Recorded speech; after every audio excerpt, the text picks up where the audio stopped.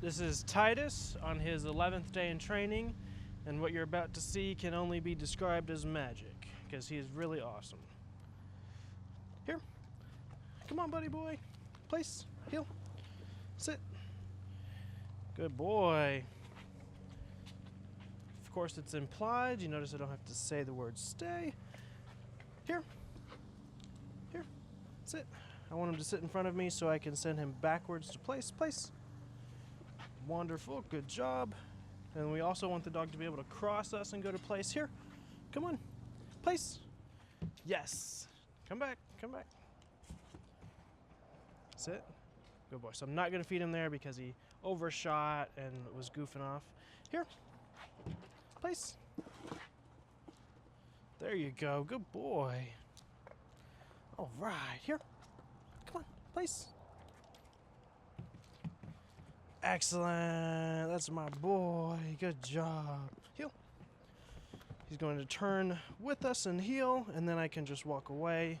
It's still implied. Very fluid movements. Heel. Turn with us both ways. Always going to stop just parallel to us. Sit. Good job. Here. Yep. Place. Heel. Sit. Good boy. Here. Place. So he's still pretty young and he likes to goof off. We just have to iron out all of these behaviors.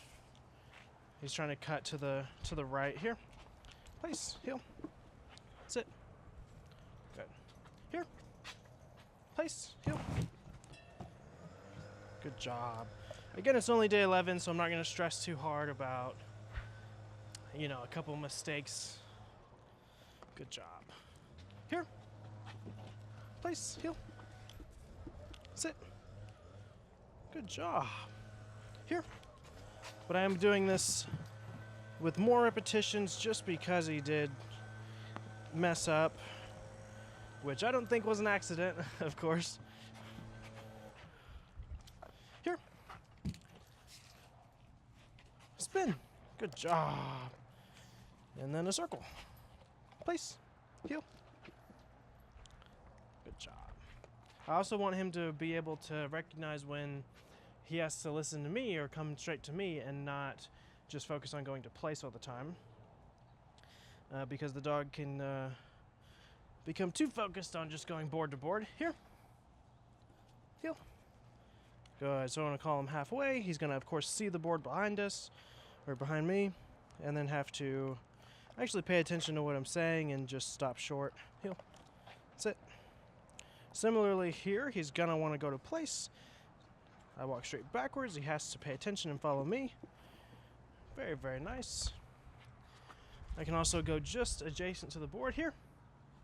Yes. And then get him to swing into heel. That was really nice. Heel. Place. Place. There you go, baby boy. Heel. Let's see if we can get him to go to place from about 6 feet. Heel. Place. Place. Oh, I didn't think he'd really do it that well. That was great. Very, very nice. Here. And then he can go between our legs. We don't really do that one too often. Heel. Heel.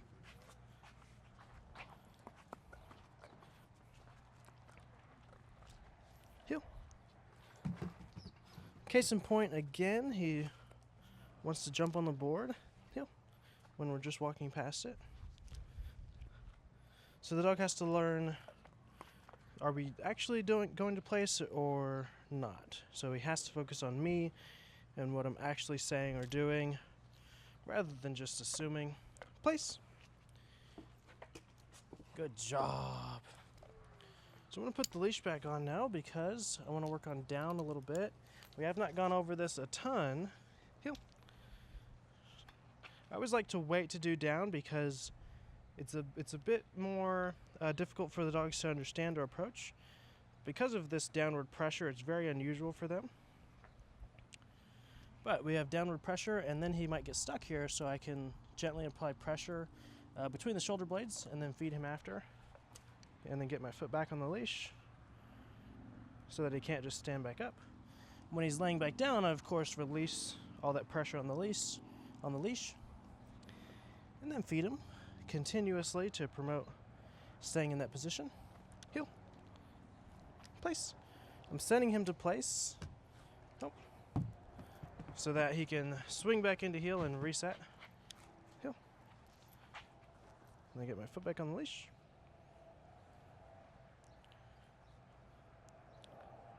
Yes, good job. So eventually, all these repetitions of putting my foot down the leash will turn into just being able to do like this with no leash, and that will tell him to lay down. Heel. Place. Place. He wanted to turn the opposite way. That's a no-go. What are you doing? Here. Heel. Heel. We're going to do it again. Heel. Maybe come a little bit closer.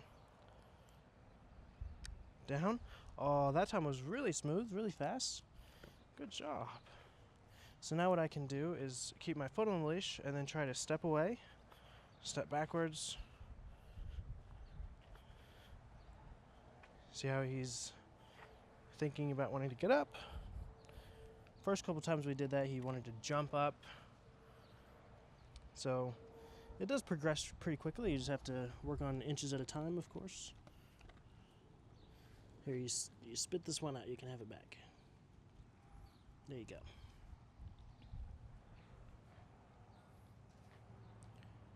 Good. So I was able to turn and step away, and he stayed there. So I might be pushing my luck, but I'm going to try and walk around him.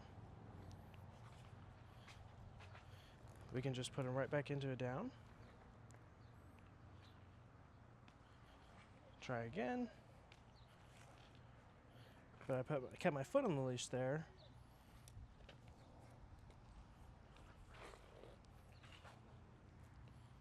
Down. There you go. So that he's not uninterrupted in getting up.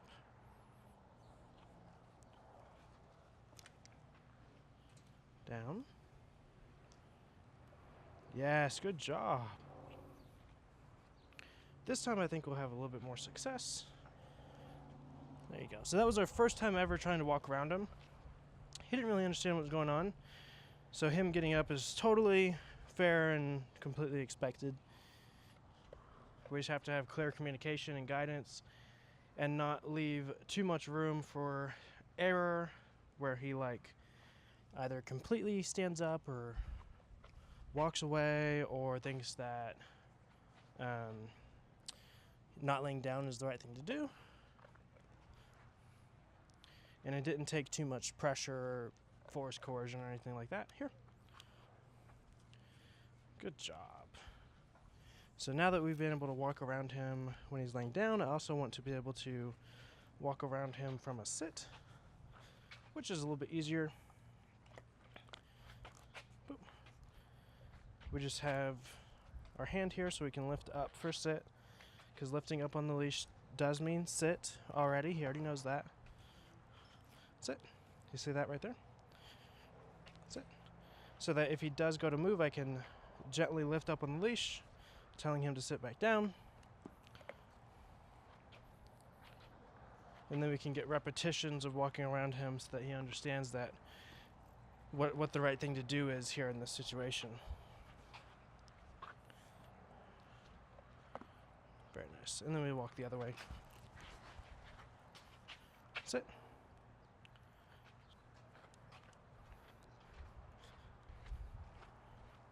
Good. So the reason I moved so fast there is I blocked his back end with my knee so that he wasn't able to just fully turn around. He had to, for the most part, stay facing the same way. And so because of that, immediately after, I was able to walk around him a full like 2 or 3 times there with no issue. So completely got the point across. Very, very nice. Heel. Place.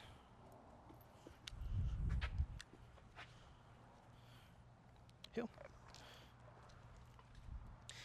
And honestly, as far as being a dog trainer or learning how to do this stuff, a lot of it can't be explained or directly taught, because you are a lot of the times just reacting in a controlled way, like with your best judgment, to a scenario, right? With not too much force, not too much, not overexciting the dog, guiding them just right, understanding what they might do next, etc. And that can't really be explained or taught. That just takes a lot of experience. Very nice. Here. Heel. Sit. Yes, good boy.